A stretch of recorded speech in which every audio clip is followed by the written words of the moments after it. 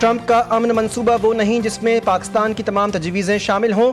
غزہ میں 64,000 لوگ شہید اور 1.5 لاکھ زخمی ہو چکے ہیں. وزیر خارجہ اسحاق ڈار نے اپنے ایک بیان میں کہا کہ انسانی امداد پہنچانا ممکن نہیں. غزہ سے لوگ زبردستی نکالے جا رہے ہیں اور جو گئے وہ واپس نہیں آ سکتے. سعودی عرب، قطر، اردن، مصر، پاکستان، ترکی اور انڈونیشیا سمیت 8 ملکوں نے غزہ کے معاملے پر خاموشی سے سنجیدہ کوششیں کرنے کا فیصلہ کیا ہے. 8 ملکوں کے وزرائے خارجہ نے ٹرمپ اور ان کی ٹیم سے ملاقات سے پہلے حکمت عملی طے کی. 90% معاملات طے. ڈیڈ لاک کو بحال کرنے کی ضرورت ہے. احتجاج پرامن نہیں رہا. حکومت مذاکراتی عمل بحال کرنے کی دعوت دیتی ہے. وزیر اعظم آزاد کشمیر چودھری انوار الحق نے وفاقی وزیر طارق فضل چودھری کے ساتھ نیوز کانفرنس میں کہا اشتعال دلانا دنیا میں سب سے آسان کام ہے. عوامی ایکشن کمیٹی کے ذمہ دار لوگ احتجاج وقتی طور پر ملتوی کریں. حکومت عوامی ایکشن کمیٹی سے بات چیت کے لیے تیار ہے. پولیس کے 150 سے زائد جوان زخمی. 3 پولیس اہلکار جاں بحق ہوئے. 8 اہلکاروں کی حالت تشویشناک ہے. تشدد سے کسی چیز کا حل ممکن نہیں. کراچی میں بارش کا امکان. کل ہوا کا کم دباؤ مزید شدت اختیار کرنے کے بعد ڈپریشن میں تبدیل ہو سکتا ہے. شہر میں گزشتہ روز بارش کا سبب بننے والا سسٹم کمزور ہو گیا مگر ختم نہیں ہوا. محکمہ موسمیات کے مطابق جمعے کو کراچی میں دوبارہ بارش کے اسپیل ہو سکتے ہیں. آج تیسرا ٹراپیکل سائیکلون الرٹ جاری ہوا جس کے مطابق بھارتی گجرات پر کئی روز سے موجود ہوا کا کم دباؤ مغرب کی طرف بڑھنے کے بعد اب شمال مشرقی بحیرہ عرب اور ملحقہ انڈین علاقے سوراشٹرا کے قریب موجود ہے. اس وجہ سے امکان ہے جمعے کو کراچی میں دوبارہ بارش ہوگی. ابھی تک آئی ایم ایف کے ساتھ جتنی بات ہوئی ہے وہ مثبت رہی ہے. اضافی ٹیکس اقدامات نہیں لے رہے. وزیر خزانہ محمد اورنگزیب نے کہا پاکستان اور آئی ایم ایف کے درمیان مذاکرات پر پیش رفت ہو رہی ہے. Tax to G D P ratio 11% پر لانے کے لیے پرعزم ہے. عدالتوں میں کئی ٹیکس مقدمات زیر التوا ہیں. ان مقدمات میں پیش رفت سے ٹیکس وصولیوں کا امکان ہے. پاکستان نے $500 ملین کے یورو بانڈ کی بر وقت ادائیگی کر دی. یورو بانڈ 2015 میں جاری کیا گیا تھا جو 30 ستمبر 2025 کو میچور ہوا. وزارت خزانہ کے مطابق قرض کی بر وقت ادائیگی پاکستان کے مالیاتی نظم و ضبط اور معیشت میں استحکام کی واضح عکاس ہے.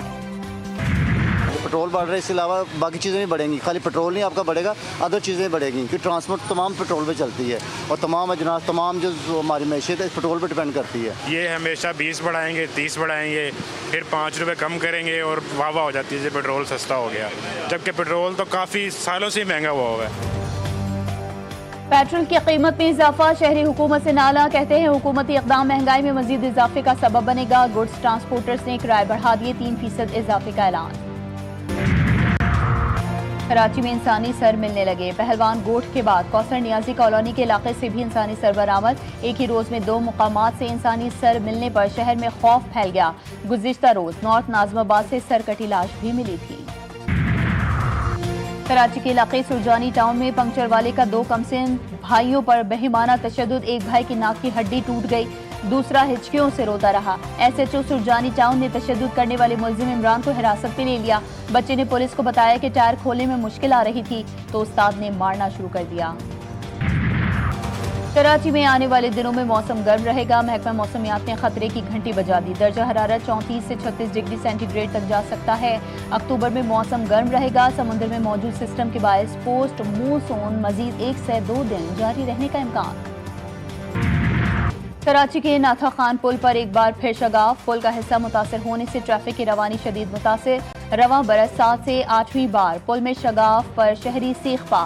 شہری کہتے ہیں کہ میئر کراچی کلفٹن سے نکل کر عوامی مسائل کے حل کے لیے اقدامات کریں.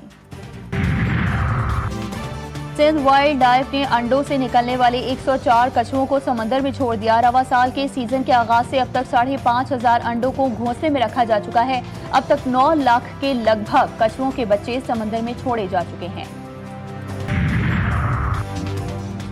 چین کے ساتھ ہر سیکٹر میں تعاون کے خواہاں ہیں. چینی سرمایہ کاروں کو ہر قسم کی سہولت دیں گے. ساتھ مل کر ترقی کی راہ پر گامزن ہوں گے. گورنر سندھ کامران خان ٹسوری کہتے ہیں چین کی ٹیکنالوجی سے بھرپور استفادہ کریں گے. انڈسٹری لگنے سے روزگار کے مواقع میسر ہوں گے. امریکہ کی قطر کی سلامتی کی ضمانت، حملے کی صورت میں فوجی کارروائی کا اعلان، قطر پر حملہ ہوا تو امریکہ جواب دے گا۔ امریکی صدر ٹرمپ نے ایگزیکٹو آرڈر پر دستخط کر دیے۔ ٹرمپ نے کہا کہ قطر پر کسی نے حملہ کیا تو جوابی کارروائی امریکہ کرے گا۔ قطر کے دفاع کے لیے فوجی کارروائی سمیت تمام اقدامات کریں گے۔ عرب اور اسلامی ممالک نے بھی دوحہ سربراہی اجلاس میں قطر سے یکجہتی کا اظہار کیا تھا۔ امریکہ میں شٹ ڈاؤن ہو گیا، کانگریس اور سینٹ میں حکومت کے فنڈنگ پلان پر شدید اختلافات برقرار، 8 لاکھ سرکاری ملازمین تنخواہوں کے بغیر یا فارغ کر دیے گئے، عوامی ادارے بند، امیگریشن کیسز موخر، وفاقی قرضوں کا اجرا بھی رک گیا، ویٹرنز کے ہیلتھ پروگرامز بھی معطل، تعلیمی شعبے میں طلبہ کے قرضے اور اسکالرشپ پر عوامی تفریحی مقامات بھی متاثر، سونے کی قیمت میں بھی اضافہ۔ ریپبلکنز کا موقف ہے کہ ڈیموکریٹس 7 ہفتوں کے لیے موجودہ فنڈنگ بڑھا دیں، لیکن ڈیموکریٹس بڑے سیاسی مطالبات کے بغیر اس بل کی حمایت کرنے پر تیار نہیں۔ پاکستان کے نوجوان کھلاڑی سائم ایوب نمبر 1 آل راؤنڈر بن گئے۔ نئی T20 رینکنگ میں سائم ایوب نے ہاردک پانڈیا سے پہلی پوزیشن چھین لی۔ T20 پلیئرز رینکنگ کے مطابق بیٹرز میں بھارت کے ابھیشیک شرما کی پہلی پوزیشن برقرار، صاحبزادہ فرحان 11 درجے بہتری کے بعد 13ویں نمبر پر، بولرز رینکنگ میں بھارت کے ورن چکرورتی کا پہلا نمبر برقرار۔ پاکستان کرکٹ بورڈ نے قائد اعظم ٹرافی کے شیڈول کا اعلان کر دیا۔ ملک کا سب سے بڑا ڈومیسٹک ایونٹ 6 اکتوبر سے شروع ہوگا۔ میچز پشاور، اسلام آباد، راولپنڈی اور ایبٹ آباد میں کھیلے جائیں گے۔ 4 روزہ فرسٹ کلاس ٹورنامنٹ میں 10 ریجنل ٹیمیں شریک۔ اور پاکستان کے پہلے وزیر اعظم لیاقت علی خان کی 130ویں سالگرہ، وزارت عظمیٰ کا منصب سنبھالنے کے بعد لیاقت علی خان نے مہاجروں کی آبادکاری سمیت پاکستان کو درپیش چیلنجز کا ڈٹ کر مقابلہ کیا۔ سلامتی کونسل میں کشمیر کے مسئلے پر قرارداد بھی منظور کروائی، پاکستان کے مغربی ممالک سے تعلقات استوار کیے اور کامیاب خارجہ پالیسی کی بنیاد رکھی۔